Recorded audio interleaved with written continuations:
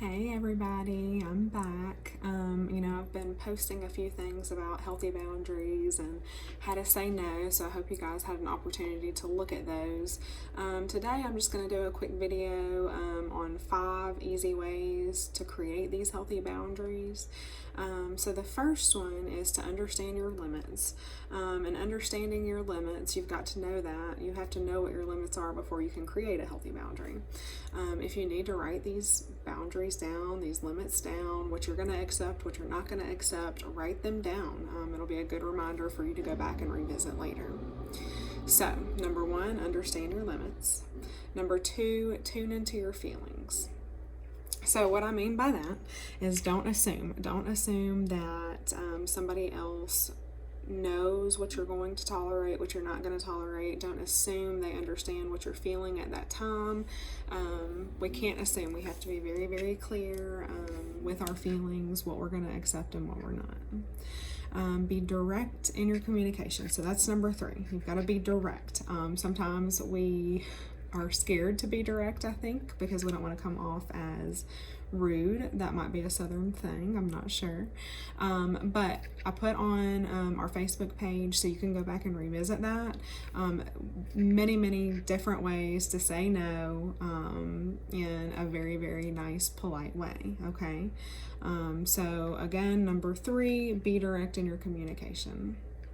Number 4 on creating healthy boundaries is leaving your guilt at the door.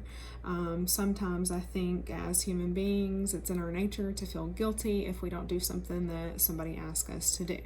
But if we end up saying, yes, of course I'll stay extra at work because we feel a little guilty, we have to realize that in the long run, we probably won't be as productive as we would be, especially if we're exhausted. So learning to say no to people, that's very valuable. You've got to be intentional about practicing these things as well, because it doesn't come naturally to us. And so the 5th one is making self-care a priority. We talk about self-care a lot. We don't make time for ourselves though. So I know a lot of times people can't get out of the house and afford, people to come in and care for their loved ones so they can go out and have a little bit of time to themselves. So you've got to be creative, especially right now. We're quarantined, we're not supposed to be going anywhere.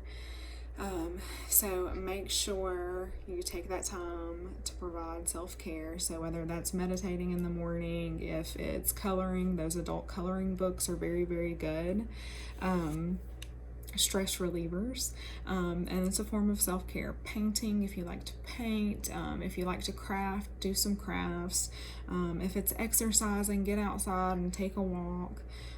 Make sure that you've got time for yourself though, and with that, whatever your partner is, whoever you need to talk to about it, say, hey, it's really important to me and my mental health that I get in 30 minutes of exercise today, or 30 minutes to myself to do what I want to do. Having that conversation, those people will be receptive of that most likely. So again, that's going back to number 3 and being direct in your communication with your loved ones. And so I'm going to leave you with this. It's just a quote from Brené Brown.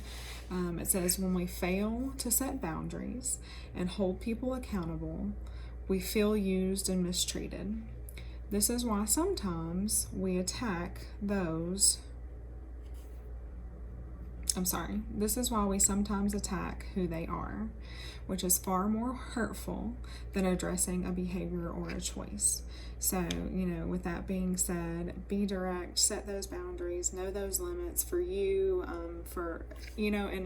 accept other folks' boundaries as well. If we want them to understand what ours are and validate what ours are, we have to do the same for somebody else. So that is all I have for you guys today. If you guys want to know more, or if you happen to want some ideas on how to start creating those healthy boundaries, I can send you some resources on starting to do that.